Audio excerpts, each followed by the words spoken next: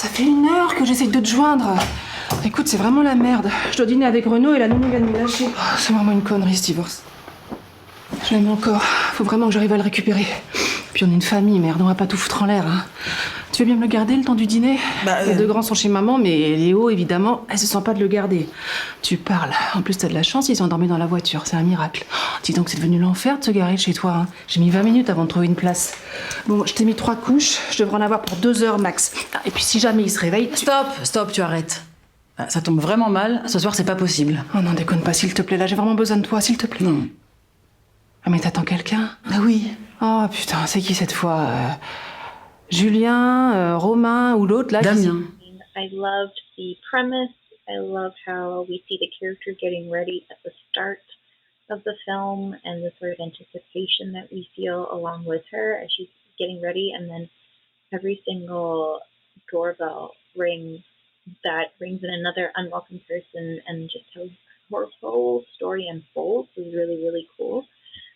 I loved how it explored sort of the contradictions about what she wants in life at the end through the dialogue. I just thought it was really, really great. I loved it.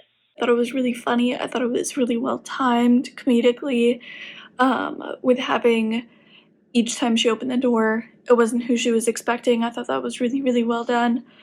And then the content as well, I thought really flowed well because she had her nephew there, so she had a baby.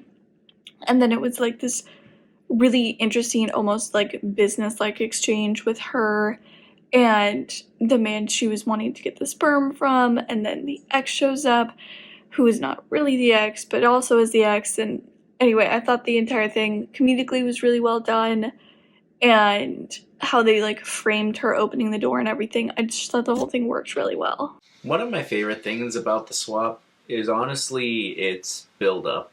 I love the gradual reveal. You know, it starts off very simple. A woman's getting ready to go on a date, and just as it goes on, more and more stuff just builds up until we get this big reveal. Her date wasn't even real. I'm skipping through a lot, but it was very interesting, and there were a lot of discussions about single parents, parenthood, and dating. The script is quite clever and very funny and totally plausible and relevant. I like the performances. All of them add to a nice scenario. Well, not nice, but engaging scenario where the reactions and the whole setting, the mix-up, the reason for the mix-up, it's quite complex. And I like how everyone is just coming uninvited to mess with her plans for this night. It's just outstandingly funny and quite deep, actually. It is a topic they are touching. It's quite sensible, but they do it in a nice, empathetic way, and I really liked it. It is an outstanding work. I loved how this piece started out with this optimism and the sensuality of the rituals of getting ready for a date night, for a night that's for yourself, and just kind of imbued with that self-care of taking that moment. And then the pacing immediately switches with that first knock on the door and this revolving door of people in her life who need something from her or have a stake in her future, because she's let them in and she is essentially the carer for these people. So it was so interesting, the building of the tension. The apartment started to feel smaller and smaller as more people and more perspectives on her evening and on her future were present. I thought it was really excellently acted. It felt very grounded, and I think they built that tension and the pacing up so perfectly for the moment of the very visceral slap and smash, where she takes her stance, but her future is also decided. And it also was a really interesting ending because it didn't leave us with the perfect happy arc, but it did create a change, and there was a change in her arc. That leaves you with something to think about.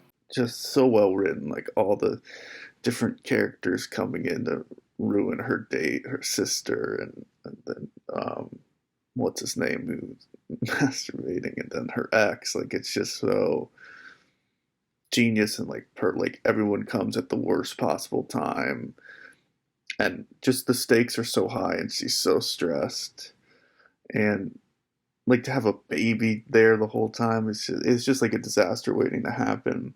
They're like almost like an old-fashioned door slamming farce, you know. It's very funny, and it's very, very ironic, you know. I mean, at the core of it, there's a sadness, a human element, a drama, and that this woman wants to take control of her life, and at the moment she has decided to do this, everybody shows up.